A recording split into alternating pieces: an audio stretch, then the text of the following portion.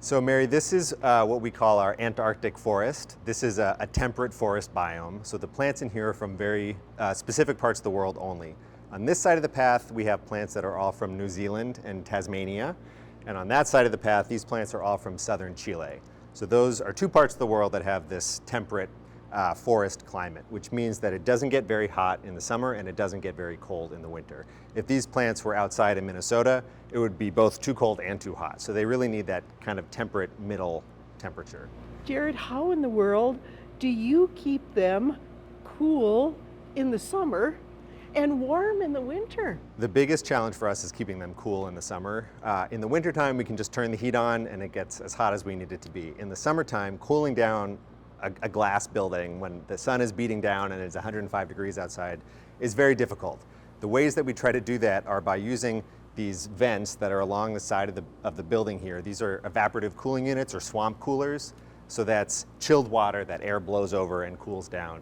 And then the very top of the greenhouse, the roof, will open up and let air out. So we can blow cold air in and hopefully push hot air out.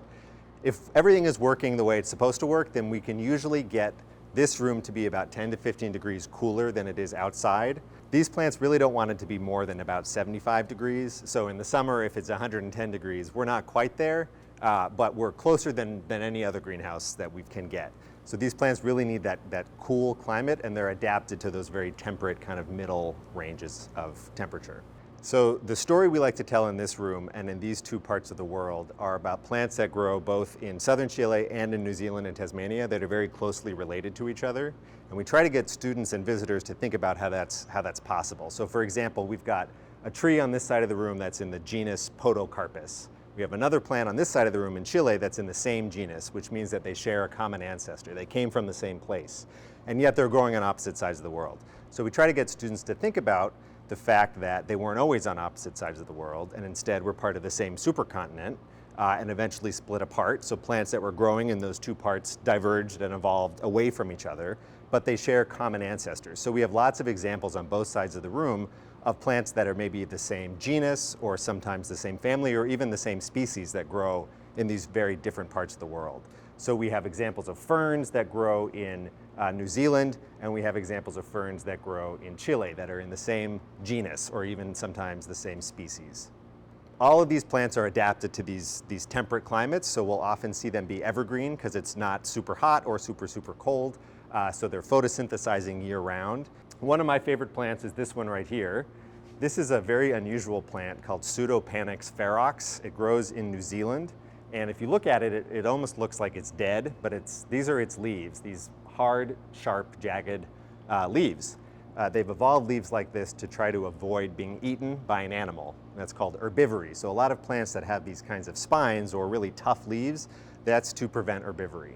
This particular plant is thought to have co-evolved alongside a giant flightless bird in New Zealand, sort of like an ostrich. So it has these leaves specifically to try to stop this bird from eating it.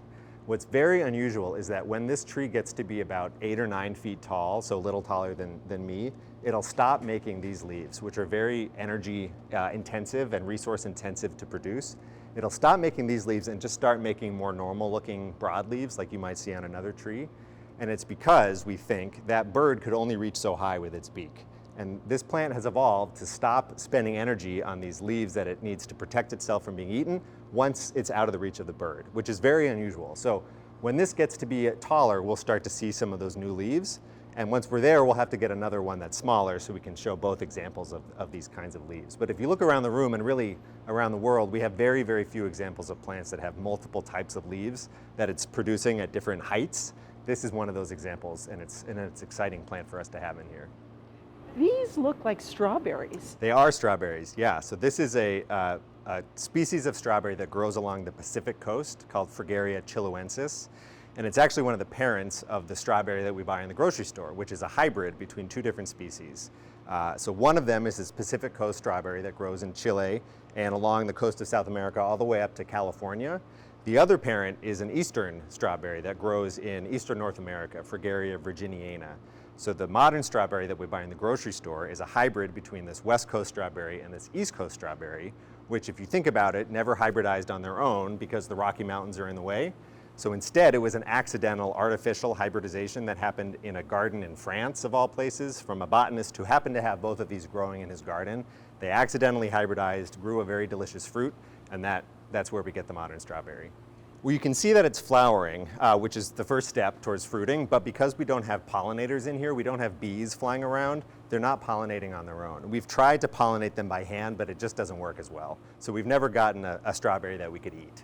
And here I see a plant that says fuchsia, but these don't look like the fuchsias in my garden. Right, so this is a ground cover fuchsia, a low creeping fuchsia. Fuchsia procumbens is the Latin name. This grows in New Zealand, and this is one of those examples of a plant that has a sort of cousin on the other side of the world, and really all throughout the world.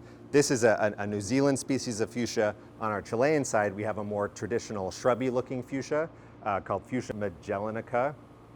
These are examples of plants that share a common ancestor, that were growing on a supercontinent, and over millions of years and thousands of miles apart have diverged, and now we have a creeping ground cover type of fuchsia instead of the one we're more familiar with here. So now we're in what we call our ancient rainforest. This is a tropical rainforest biome, which means that it's always warm in here and it's always humid year-round. So winter, summer, it's always warm, it's always humid. All the plants in this room are from a very unusual island called New Caledonia, which is off of the east coast of Australia. And it has a lot of unusual characteristics. Because it's an island, it just sort of has a different kind of flora. And one of the things that makes New Caledonian plants really special, or its tropical forests really special, is that it has some of the only remaining tropical forests that still have a lot of conifers in them. So if you think about tropical forests around the world, you know, we think about birds of paradise or hibiscus, these big flowering plants. Cone-bearing plants, which evolved earlier than flowering plants, used to grow in the tropics all over the world. But when flowering plants evolved, they sort of took over the tropics. So it's very unusual to have a tropical forest that still has conifers, but we can find one in New Caledonia. So this plant right here, which is a favorite, is an example. This is a Oricaria from the family Oricariaceae. This is a conifer species and family that's very poorly represented in the northern part of the world where we live. So this is an example of a tropical conifer that's related to, you know, pines and spruces and firs and plants like that, but it's one that only grows in the tropics. So it'll make cones instead of flowers, and you can see throughout the kind of background here, we have a few different examples of these tropical conifers. That's so neat. Well, Yeah. What are some of the other cool plants here? Across the path here, we have some really special plants. Another thing that makes New Caledonia really special. These plants are called Ambarella trichopoda, and they are special because in the tree of life, if we look at all the flowering plants, these plants are the oldest still living flowering plant, which means that anything that evolved flowers before these Ambarella are extinct, and we only know about them through fossils.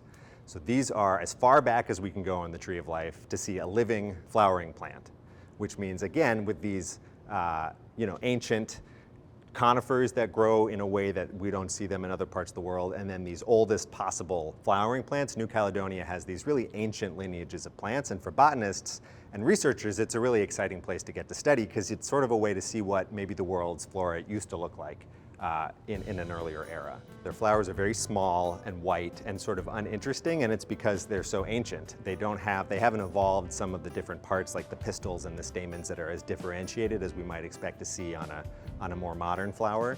But they do flower, and we've even been able to get them to fruit, and we've been able to collect seeds out of those fruits and germinate new plants.